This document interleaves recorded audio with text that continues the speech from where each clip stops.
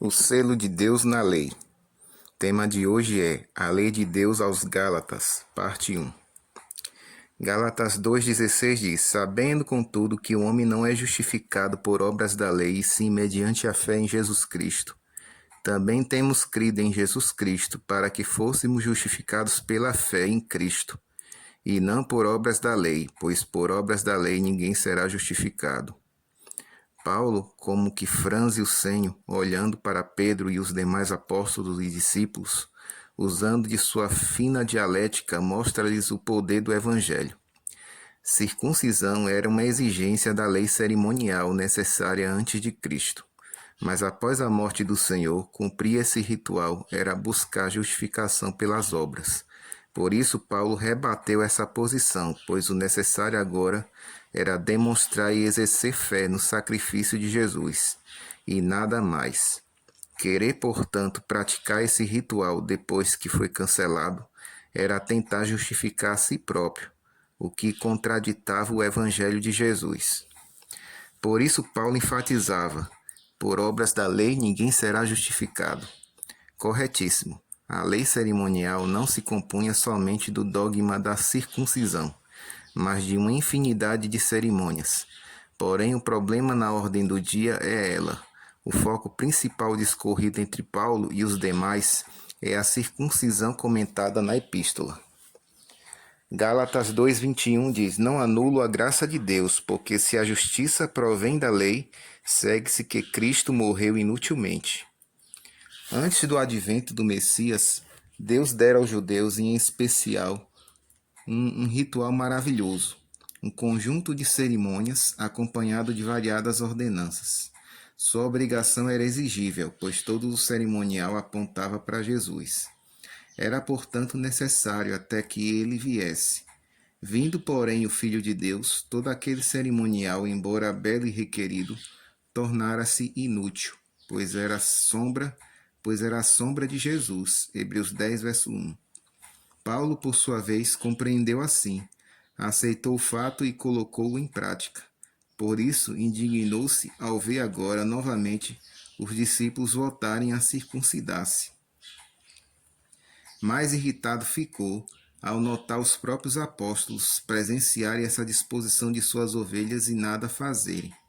Permaneciam inertes, daí causar em Paulo repulsa tal que levou a repreender não somente os discípulos, mas também a Pedro.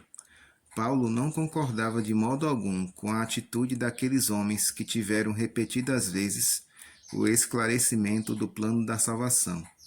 Um plano tão detalhado com seu cumprimento na morte vicária de Jesus.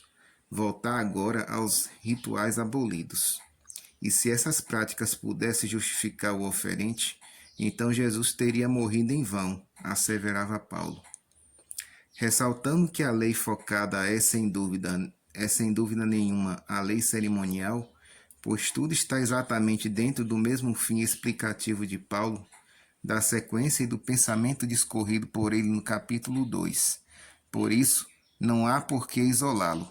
Isolando-o, perderá seu sentido real, destruirá o pensamento proposto e ardorosamente defendido por Paulo. Gálatas 3,10 Todos aqueles que são das obras da lei estão debaixo da maldição, porque está escrito: Maldito todo aquele que não permanece em todas as coisas escritas no livro da lei para praticá-las. Se tivéssemos aberto a Bíblia agora, tomando este versículo separado, lendo-o e em seguida fechando-a, certamente iríamos interpretá-la de maneira errônea. Mas, infelizmente, é dessa forma que a mensagem do apóstolo Paulo é estudada por muitos. Servindo-se deste versículo, muitos pregam inverdades e escrevem grosseiras falsidades, enganando muita gente sincera. Primeiro, quem pratica ou permanece em todas as coisas escritas no livro da lei está sob a maldição. Logicamente, não poderá ser a lei moral ou os 10 mandamentos que a Bíblia nos mostra sem deixar qualquer dúvida. As Escrituras deixam bem claro que os 10 mandamentos são eternos e não mudam, e estes mesmos 10 mandamentos entregues a Moisés no Monte Sinai foram divididos sabiamente em 2 partes pelo seu Criador. Os 4 primeiros mandamentos dizem respeito à nossa obrigação para com Deus, e os 6 restantes para com o nosso próximo. Assim que amar a Deus de todo o coração, de toda a alma e entendimento, é cumprir os primeiros 4 mandamentos da primeira tábua de pedra. E amar nossos semelhantes como a nós mesmos é cumprir os 6 mandamentos restantes na segunda tábua de pedra. Portanto, se isso é maldição, pedimos-lhes para afirmar: é irracional, incabível, insuportável e inverossímil. Segundo, essa lei que Paulo menciona foi escrita em um livro, portanto, só isso bastaria para os sinceros crentes compreenderem que essa lei focada pelo apóstolo é a lei cerimonial, haja vista que os 10 mandamentos foram escritos pelo próprio Deus em pedras. Êxodo 31, verso 18. Ora, pedra é granito, livro é pergaminho, pele de animal e casca de madeira. Por isso mesmo é bastante diferente. Ademais, quem escreveu essa lei insistentemente abordada em Gálatas não foi Deus, e sim Moisés. É o que descobrimos na leitura de Deuteronômio 31, 24, que diz: tendo Moisés acabado de escrever integralmente as palavras desta lei num livro.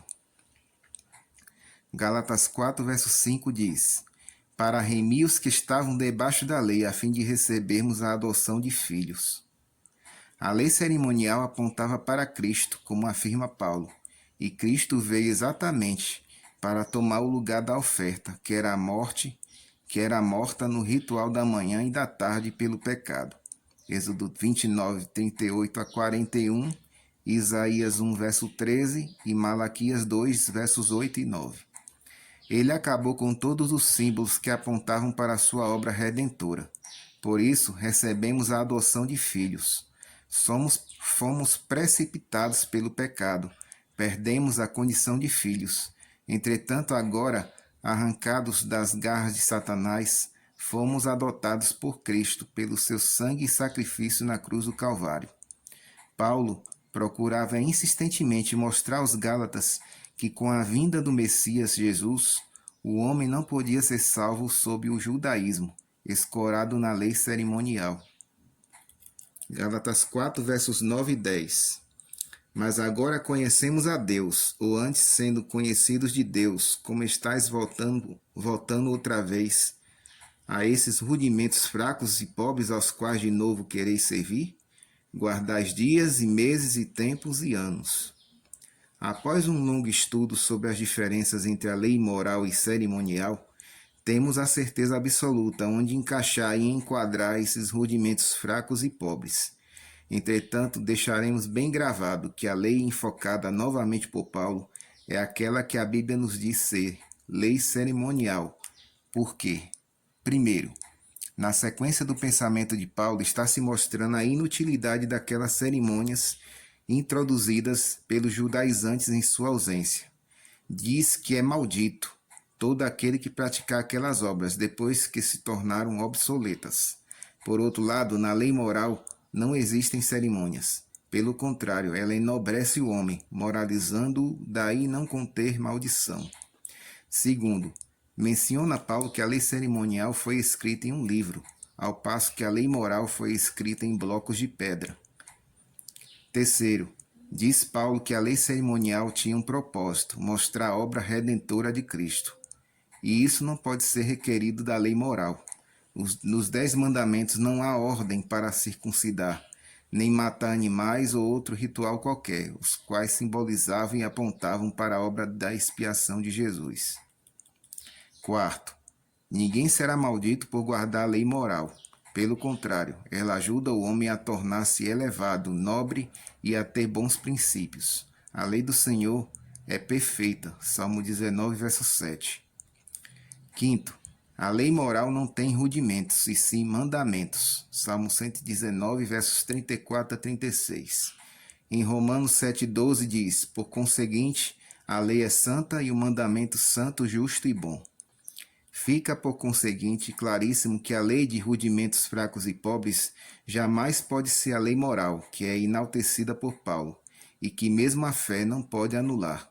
Romanos 3:31.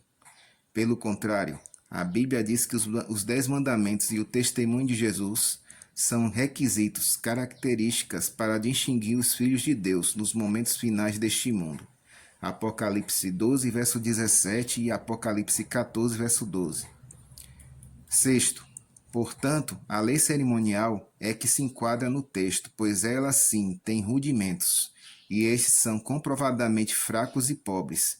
Foram e são impotentes para justificar. Cumpriram sua missão e pronto, acabou. E note o paradoxo: foram anulados pela fé em Cristo. Sétimo, a lei moral não exige a guarda de dias, e sim de um dia, ordenado por Deus, que é o sábado, memorial eterno de seu poder criador. Oitavo, na lei cerimonial havia sim dias, meses e anos. Eram 7 festas anuais, consideradas como feriados altamente solenes. Essas festas são as seguintes: a Páscoa, a festa dos pães asmos, a festa das primícias, a memória da jubilação ou a festa das trombetas, o dia da expiação, o primeiro dia da festa dos tabernáculos e o último dia da festa dos tabernáculos. Essa é a nossa primeira parte da nossa reflexão. Que Deus abençoe a cada um de vocês.